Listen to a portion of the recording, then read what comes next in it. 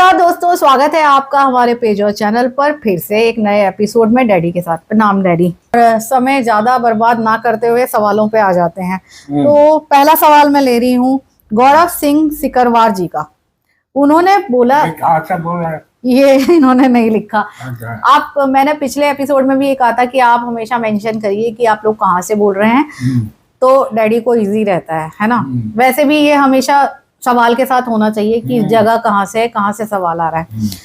बहरहाल मैं पूछती हूँ आपसे इनका सवाल। गौरव सिंह है, ये पूछते हैं, पहले बहुत रियलिस्टिक गाने होते थे जो शायद आपके मन की बातों को भी गाने के जरिए बयान करते थे और लोगों को ये लगता था कि ये गाना तो मेरे ऊपर सूट कर रहा है और वो उसको फील भी करते थे। क्या आप इनकी इस बात से एग्री करते हैं?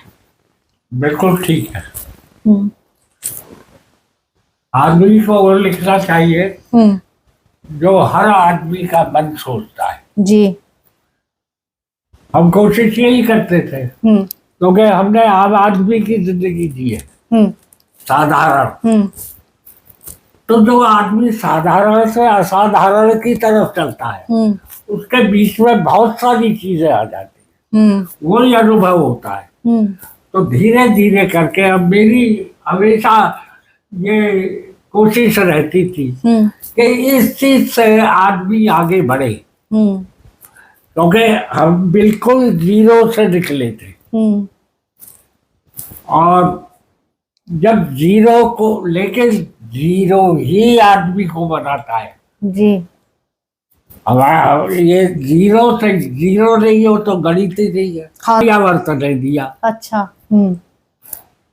तो और जीरो से गणित बनता है, प्लस में जीरो ही कुछ का कुछ बना देता है। हाँ। और माइनस में भी कुछ का कुछ बना देता है।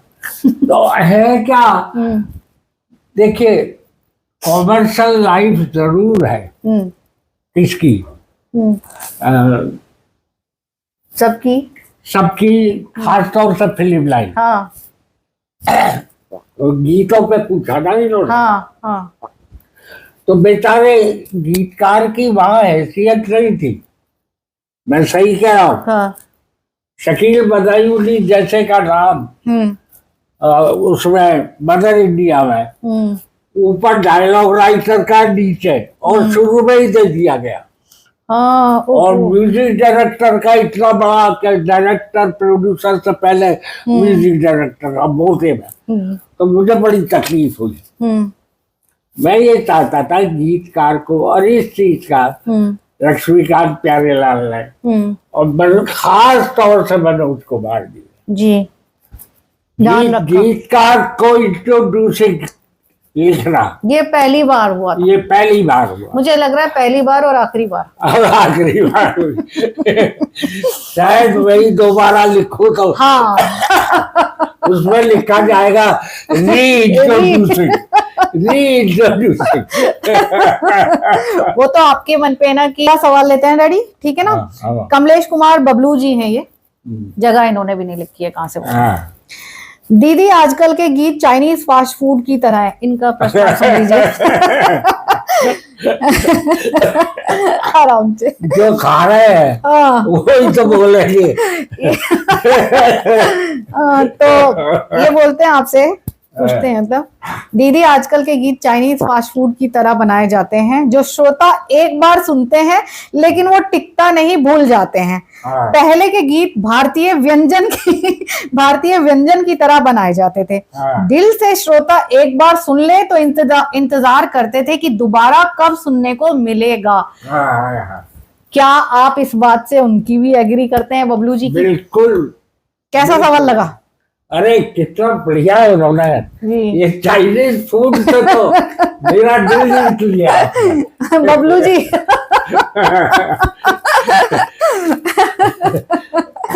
तो हमारे, उन्होंने ये लिखा है ना कि हमारे गीत भारतीय व्यंजन, पुराने गीत जो होते थे भारतीय व्यंजन, देखो चाइनीज फूड का है। हाँ जी, और उधर भारतीय कह रहे हैं। बहुत समझदार आदमी है, बहुत समझदार है। हाँ बिल्कुल, इनका नाम। तो आप इनकी बात से कितना एग्री करते हैं? उनके जवाब दीजिए उन्हें अपने शब्दों में। जवाब क्या यार, चाइनीज कह दिया और मैं कहूँ चाइनीज हो जापानीज हो, लेकिन भारतीय तो हो, भारतीय तो गीत में भारतीयता होनी चाहिए। हाँ राइट, ये मेरी हमेशा से हो रही है। और हमारे भारतीय सुरों में खींचने की शक्ति है, कानों में घुलते हैं वो रस की तरह।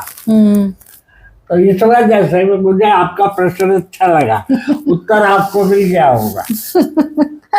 चलिए अगले तो मैं चाइनीज फूड नहीं खाता, नहीं खाते, कभी भी नहीं, कभी भी नहीं, कभी भी नहीं। मैं अपने भारतीय भोजन हाँ ये तो है, कभी भी नहीं खाते हैं, चाइनीज भी नहीं खाते, इटालियन भी नहीं खाते, कॉन्टिनेंटल फूड ही मुझे लगता है नहीं खाते। आप तो भारत से बाहर नहीं, बच्चे हैं इधर भी, और जो पोती है, हाँ और इन सबको मैं नहीं रोक सकता, ये आज के जमाने के हैं। आपने चाइनीज फूड खाया होगा इसलिए आपने बोला है।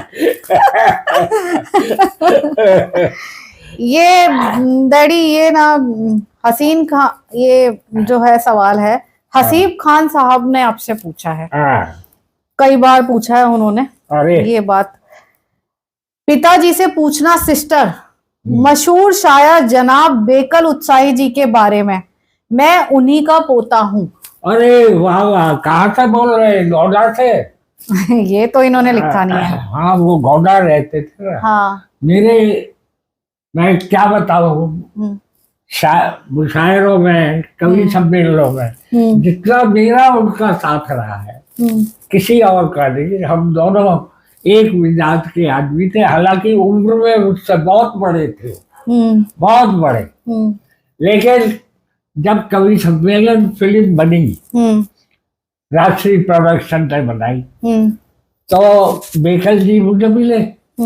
बेकल जी ने मुझसे कहा कि यार वो, अरे मैंने कहा मैं अभी कर रहा था, मैंने फौरन राम मनर को फोन किया, अरे मेरा बेकल साहब को भूल गए, अरे यो करके कहा, और फौरन बेकल साहब का उस समय किया गया। अच्छा, मेरे बाद में शायद बेकल जी पढ़ते हैं उस समय।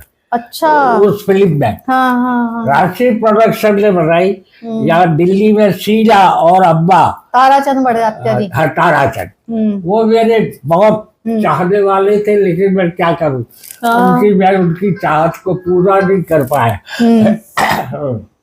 लेकिन फिर भी कवियों के ऊपर उन्होंने फिल्म बनाई। अरे कितना, लेकिन क्या है, बुद्धि बहुत थी उन्हें जी डैडी। तो जब वो एक हफ्ते लगी, एक बात क्या है, कवि सम्मेलन में सुनना, फिल्म बना के देखना, वो अलग खेल हो जाता। तो उसमें जनता नहीं थी, उसमें सबसे बड़ी कवि क्या की उन्होंने, जनता के सामने कवि सम्मेलन कराते तो बहुत ज्यादा सफल रहता। तो वो अलग से ही शूटिंग हुई थी, मतलब कवियों की, पर्दा उस पर खुलता है। अच्छा हाँ, दिनकर जी ने अध्यक्षता की थी। अच्छा, और उस टाइम के सारे थे। बेकल जी से मेरा बहुत अंतरण था।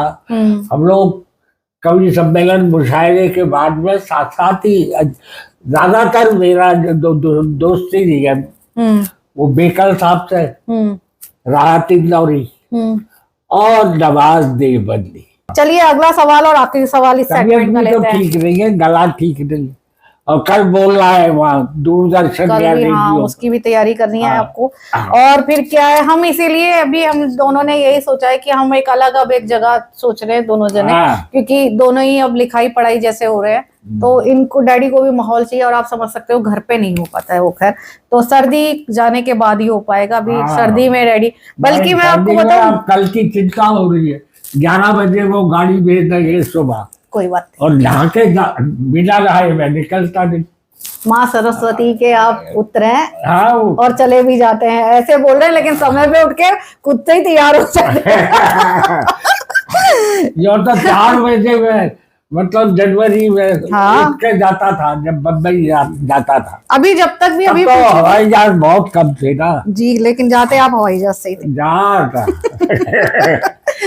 ये हम दोनों बाप बेटी की बातचीत है। और जब तो इस सेगमेंट का लास्ट सवाल मैं ले लेती हूँ। ये अजीत कुमार जी हैं, इन्होंने भी जगह अपनी मेंशन नहीं की है। आप लोग अपना सवाल जहां से भेजते हैं उस जगह को जरूर लिखा कीजिए। पापा जी से पूछिएगा कि पहले के गीत और अब के गानों में वो क्या फर्क करते हैं?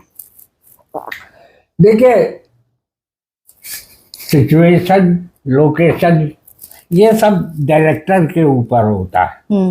लेकिन अगर गीतकार अच्छा लिखता है तो डायरेक्टर भी मजबूर हो जाता है। हाँ। उसकी तरह से।